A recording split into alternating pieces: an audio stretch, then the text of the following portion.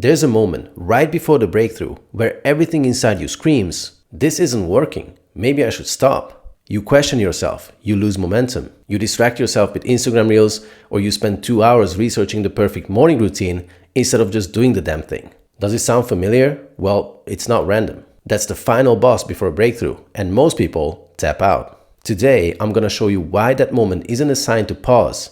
It's actually a green light to go all in. Because when you understand what's really going on beneath the surface, you'll stop quitting on your future right before it becomes your present. Let's break this down. Have you ever noticed how people tend to almost change their life? They almost start the business. They build the logo, bought the domain, maybe even posted once. But then, silence. Or how they almost leave the job. They even write a resignation letter and then talk themselves out of it just until things become more stable. Or they almost go all in on the relationship, but pull away the moment it gets real because love feels more vulnerable than being alone. Or how they almost hit their next income level. Then they accidentally forget to follow up with leads, they stop posting, or they invest into a random crypto coin to diversify. And the wild part is, they don't know why they're doing it. It feels logical in the moment. They say, it just didn't feel aligned. Or now is not the right time. Or my personal favorite is, I think I need to do more inner work first. Well, what's the translation of that? They were about to level up, and then their unconscious slammed on the brakes. It's like the second momentum starts to build, bam, they drop the ball. Cue procrastination, cue overthinking, cue that mysterious sore throat that only shows up before an important call. Here's the real truth. Most people aren't afraid of failing. They're afraid of becoming someone their unconscious mind doesn't recognize. Because that new version of them, successful, powerful, or visible, is outside the identity their nervous system is wired to protect. So they retreat back to almost. But what they don't realize is that this is the exact moment when they are closest to the breakthrough. And that takes us to the next point. Your unconscious mind isn't obsessed with growth. It's obsessed with familiarity. It doesn't care if you're happy, rich, in love, or finally living your dream life. It only cares about one thing. Is this version of you familiar enough to feel safe in? Because if the version of you who's confident, wealthy, seen, loved, or free feels unfamiliar, even if it's what you've been journaling about and visualizing for years, your unconscious will reject it. Even if you consciously want it, your identity still sees it as a threat. Let me give you a wild example from Gay Hendricks, author of The Big Leap. One day, he and his wife were experiencing this incredible wave of success and intimacy. Career wins, emotional closeness, everything was flowing. He even said it was the happiest day they had had in years. And later that night, he slipped on ice, cracked his head, and nearly died. Coincidence? Well, that's what he thought too, until he looked deeper. He realized his unconscious couldn't handle that much joy, connection, and expansion. It was like, whoa, we don't do this much success around here. Abort mission. That's what he calls hitting the upper limit. It's like your identity has a thermostat, and when life starts heating up beyond what you're used to, it cools things back down. Sometimes that looks like drama, sometimes like illness, sometimes like sudden doubts or random disasters. But it's not just woo-woo. Think about people who won the lottery, or blow up on social media, or suddenly land their dream partner. So many of them sabotage it. Not because they are dumb, but because their nervous system is loyal to their old life. And until you shift that identity thermostat, you'll keep shrinking to fit into your past, even when your future is knocking at your door. And if this is landing, stick around. What I'm about to share next might explain the exact feeling you've been misinterpreting for years. And hey, if you'd like to hear more stories like this in the future, to start seeing whether events in your own life are random or just your unconscious mind playing puppet master again, hit the subscribe button. Because in the next video, I'm going to break down exactly how the universe mirrors your inner structure and why the same types of patterns, problems, or coincidences keep happening until you shift what you're creating from. Let's keep going. The next point I want to talk about is this. Right before a breakthrough, you don't just face resistance, you face an identity collapse. The old voice in your head starts whispering or yelling things like, who do you think you are? Maybe this isn't aligned with me. Shouldn't you heal more of your past before taking action? Classic distraction tactic. This is what I call the crisis of meaning.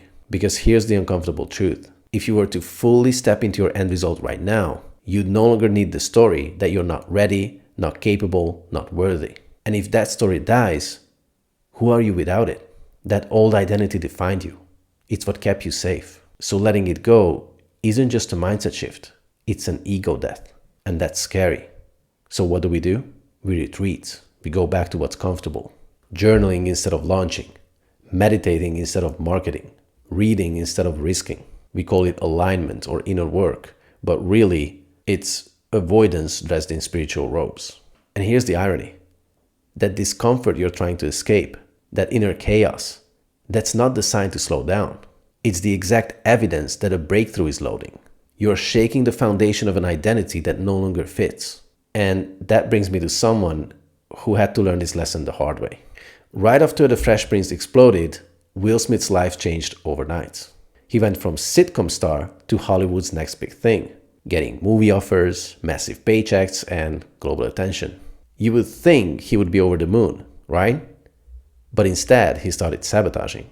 He began skipping important meetings, partying hard, and brushing off career-making opportunities. Not because he didn't care, but because deep down, something didn't feel safe. Eventually, his manager pulled him aside and said, "Yo, you're burning down the house you just built." And that hit him. Because the truth was, Will didn't see himself as a movie star. He still felt like the broke kid from West Philly, the underdog who had something to prove. The new level of success didn't match his internal identity. So his unconscious did what it's designed to do. Pull him back to what felt familiar. And that's what most people miss. When you start leveling up, your ego doesn't celebrate. It panics. Because now, you're a walking threat to the version of you it's been protecting all these years. And unless you shift that internal structure, you will find a way to sabotage it too.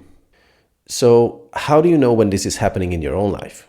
Here are some classic upper limit symptoms. You randomly get sick right before a big event. You pick a fight with your partner when everything is actually going well. You lose motivation out of nowhere, like someone just unplugged your ambition. You tell yourself, "I just need a break." But deep down, you know it's avoidance. You start consuming more than creating, binging podcasts, scrolling social media, watching videos that feel productive, but in reality just numb the tension. Does it sound familiar? See, most people chalk these things up to bad timing or being in a funk. But this isn't the universe testing you. It's not Mercury in retrograde. It's your unconscious mind pulling the emergency brake, trying to protect you from stepping into unfamiliar success. And here's the dangerous part.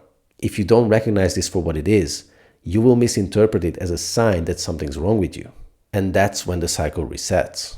You spiral, you shrink, you retreat back into what's safe, instead of pushing through to what's next. Which brings us to the most important part of this video. See, when resistance shows up, most people default to two strategies. Power through it or pause until it feels better. But both approaches are actually backwards. Because resistance isn't a sign to stop or push harder. It's a signal that your unconscious structure is out of alignment. Your results don't come from motivation or hustle or even willpower. They come from the structure you're operating from. And if your structure is built on trying to fix yourself, guess what? You'll keep attracting situations that need fixing. You'll stay stuck in a loop even when you're doing the work. But if your structure is built around a true end result and you stabilize in an identity that already has it, then resistance becomes feedback, showing you exactly where to shift. It's just your unconscious saying, this doesn't match what we are used to. And that's where you recode it. And yes, there's actual science behind this. Recode is just short for memory reconsolidation, and it actually won a Nobel Prize in 2001. In simple terms, it means the brain can rewrite emotional patterns if you activate the right memory and give it new information at the right moment. That's what I teach my clients, and inside my Skool community, I show you how to do it yourself. Because it's one thing to understand all this, it's another thing to live it and create results that actually stick. So let's recap this real quick. Most people don't fail at the goal. They quit during the identity collapse right before the breakthrough. Because their unconscious is wired for safety, not success. And that resistance you've been avoiding, it's not a problem. It's feedback, a signal, a neon arrow pointing to which unconscious blocks you need to let go of in order to get to the next level in your life. And if you're tired of getting stuck at 95% just before the win, join my free Skool group, Superconscious Awakening. We go deep on why you've been looping, the structure you're unknowingly stuck in, and how to recode resistance without the emotional hangover or flying in space meditations. Click the link in my bio, join the free group even if you have to create a Skool account, and stop negotiating with the version of you that's keeping you small. I'll see you inside.